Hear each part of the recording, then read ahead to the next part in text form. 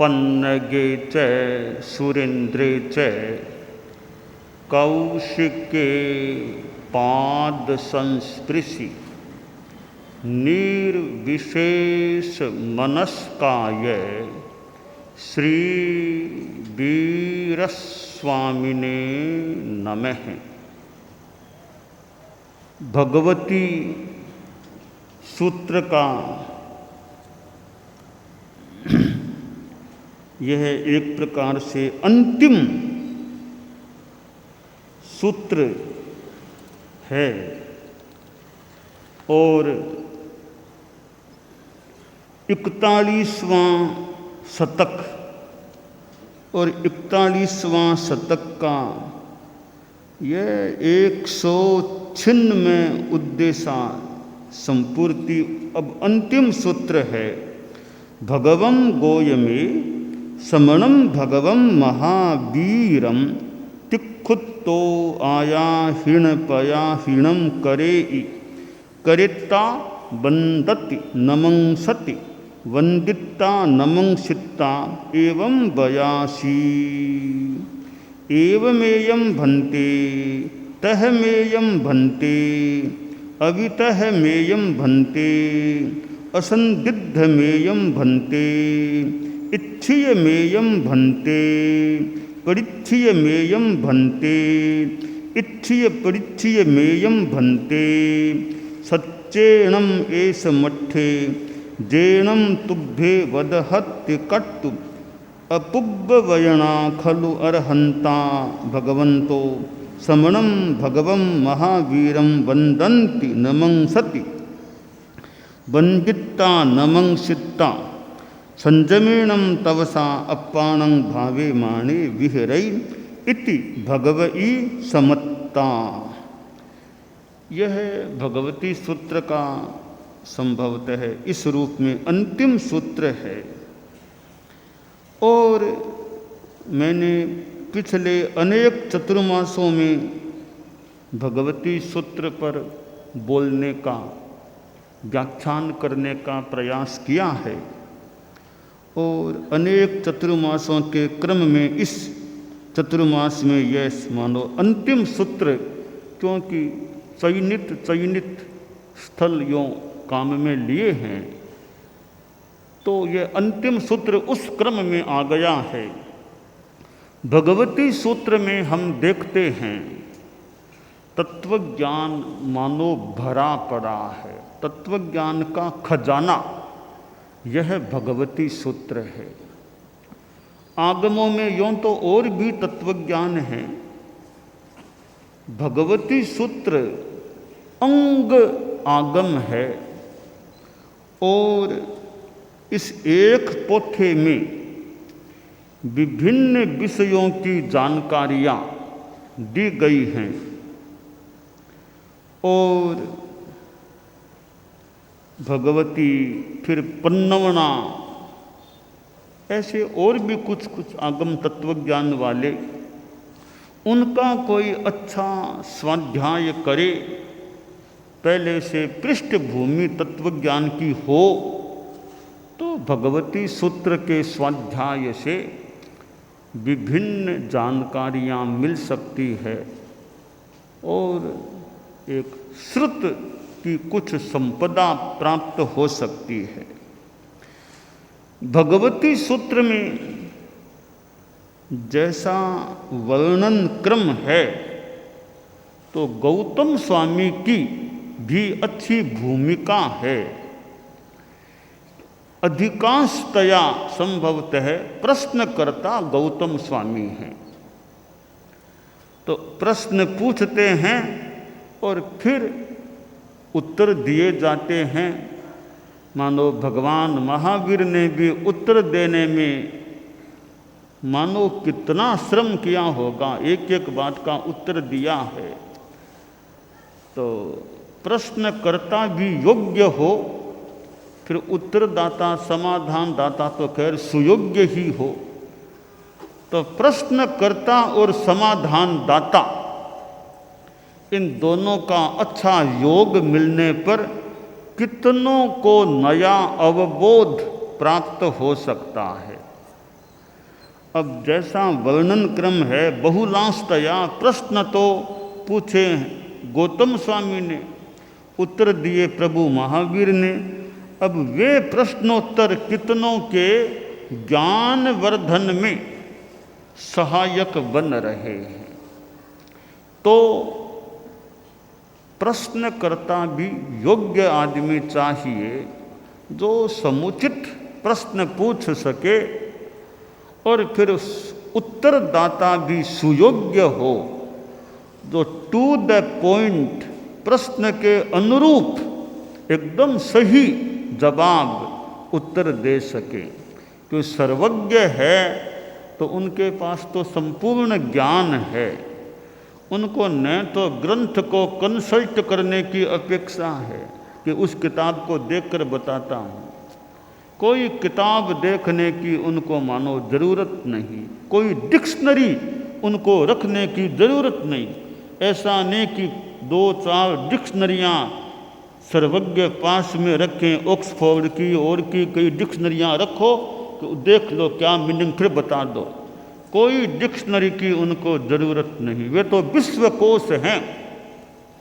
उनकी तो आत्मा में विश्वकोश मानो उभर गया, विश्व ज्ञान उभर गया है। तो ऐसे उत्तरदाता मिल जाएं तो प्रश्नकर्ता का तो मानो भाग खुल जाए कि सर्वज्ञ उत्तरदाता मिल गए हैं। तो गौतम जैसे प्रश्नकर्ता, गौतम तो उस समय असर्वज्ञ थे तभी तो प्रश्न पूछे। सर्वज्ञ होते तो संभवतः प्रश्न पूछने की भी क्या अपेक्षा हो सकती थी।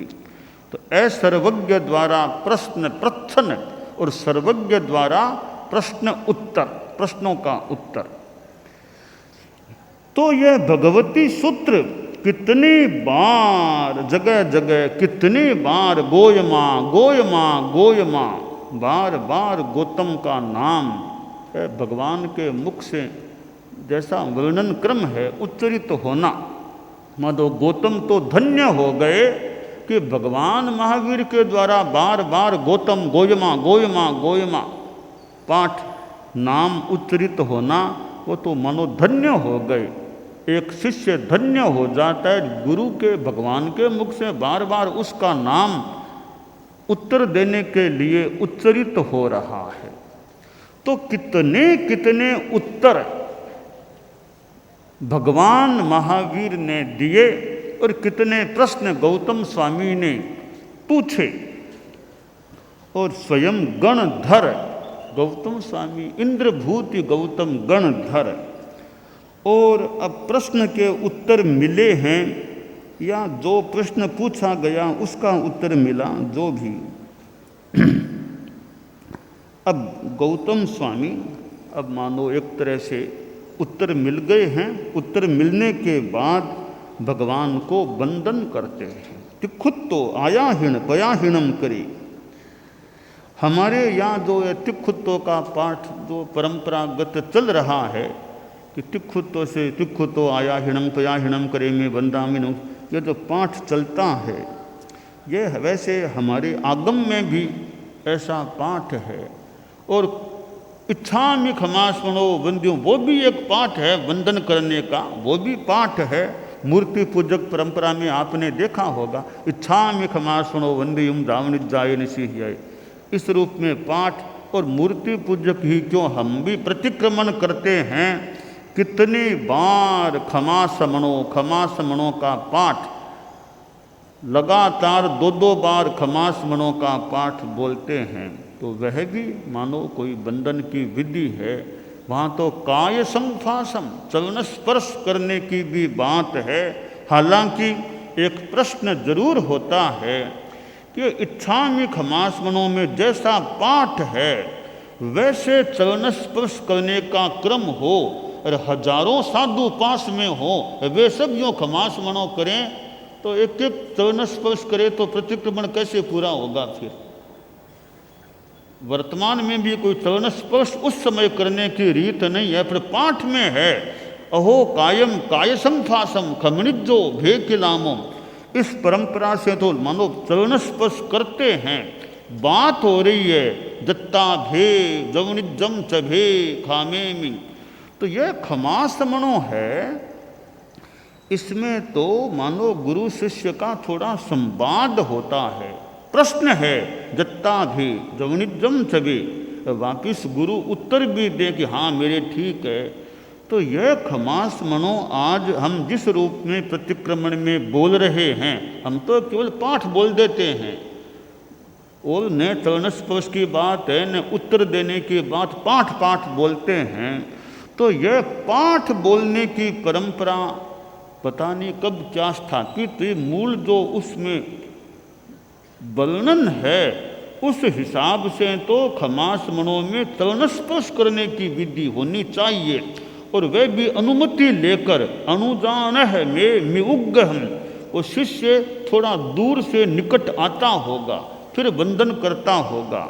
प्राचीन काल में क्या परंपरा रही है, पर हजारों साधु पास में हों, सैकड़ों साधु पास में हों, तब तो यह संभावना नहीं लगती एक मुहूर्त में सारा काम हो जाए। फिर भी एक खमास मनो भी एक बंधन की विधि है। तो यहाँ आयाहीण पयाहीणम करे, वो उस रूप में पाठ है जो हम लोग हमारे यहाँ चालू है।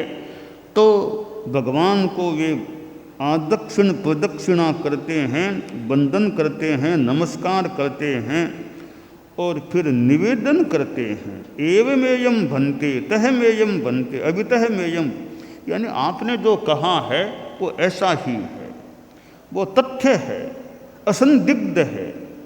यों सच्चेणम एस मठ्ठे, ये सत्य है, यह बात जो आप बता रहे हैं वो सब, यानी एक उसका समर्थन, आपने जो कहा वो सत्य है। तीर्थंकर आपने जो कहा वो सत्य है। यों गौतम स्वामी अपने उद्गार व्यक्त करते हैं, और उद्गार व्यक्त करके फिर वंदन नमस्कार करके मानो वहाँ से विरत, वहाँ से उठ गए होंगे, अपने संयम और तप से अपने आप को भावित करते हुए विहरण करते हैं। तो भगवती सूत्र एक प्रकार से संवाद शैली वाला सूत्र है। संवाद शैली, शिष्य गुरु का, भगवान और गौतम, या और भी कोई कोई साधुवादी बीच में कोई कोई यूँ हैं, औरों का भी थोड़ा है प्रश्न उत्तर, जैसे जयंती श्राविका का के भी प्रश्न हैं, भगवान ने और भी कोई मुनियों के कुछ आपस में किसी रूप में, या और भी थोड़े संवाद हैं। प्रधानतया मोस्टली अधिकांशतया प्रायः संभवतः गौतम स्वामी द्वारा प्रश्न किए गए हैं, और भगवान महावीर ने प्रायशः उनके द्वारा वे उत्तर दिए गए हैं। तो यह वापिस बंधन किया है कि उत्तर दिए हैं तो बंधन किया है। मैंने थोड़ा भगवती में और देखा, कृतज्ञता ज्ञापन कहीं नहीं लगा, कृतज्ञता ज्ञापन कहीं नहीं लगा कि कृतज्ञोस्मि के बहुत कृपा की, ऐसा कुछ नहीं लगा भगवती। बस पूरे भगवती में संभवतः हमारे संत और साध्वी जी हैं कि कृतज्ञता ज्ञापन का नाम ही नहीं है कहीं भी। आपने बड़ी कृपा की, शुभ दृष्टि की, माइत्पना किया, इतना मुझे समय दिया, ऐसा कहीं उल्लेख नहीं है। गौतम स्वामी ने हम पाठ में देखें, एक जगह भी ऐसा नहीं है कि भगवान आपको कष्ट हुआ, आपने कृपा की, इतना समय दिया, इतना श्रम किया, बार बार मैं कृतज्ञता ज्ञापित हूँ, अनंत अनंत कृतज्ञ, कहीं कुछ नहीं है ऐसा, कोई कृतज्ञता ज्ञापन है ही नहीं भगवान महावीर के प्रति। यह क्या चीज़ है? कृतज्ञता ज्ञापन क्यों नहीं किया गया है? हो सकता है यह कृतज्ञता ज्ञापन भी एक व्यावहारिक चीज़ है, औपचारिक चीज़ है, और भगवान महावीर गौतम वे निश्चय में मानो जीने वाले ज़्यादा होंगे कि वहाँ क्या कृतज्ञता, मैंने अपना कर्तव्य निभा दिया, तुम अपना कर्तव्य निभाओ, और कृतज्ञता ज्ञापन का क्यों करना है? तो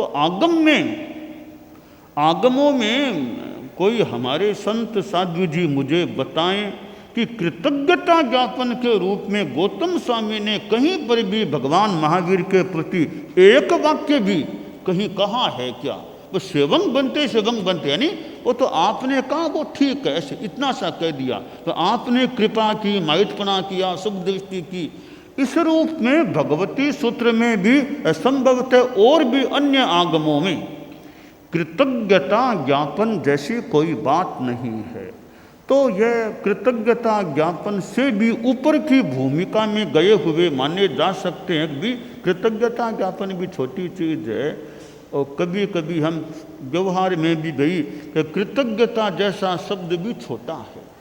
कभी कभी कहीं हमने देखा पढ़ा भी कि आपने जो मेरा किया है उसके लिए कृतज्ञता शब्द भी छोटा पड़ेगा, वो भी इतना फिट नहीं बैठेगा। तो मानो हम कल्पना करें गौतम स्वामी ने भी सोचा हो कि भगवान के लिए मैं कृतज्ञता ज्ञापन कहूँगा, वो बहुत छोटा शब्द होगा, तो छोटा शब्द काम में क्यों लूँ मैं, या तो लूँ ही नहीं, लूँ तो छोटा शब्द काम में क्यों लूँ। इतना बड़ा उपकार किया है, इतना ज्ञान दिया है कि मैं कृतज्ञता शब्द भी काम में लूँ, वो भी बहुत छोटा पड़ेगा।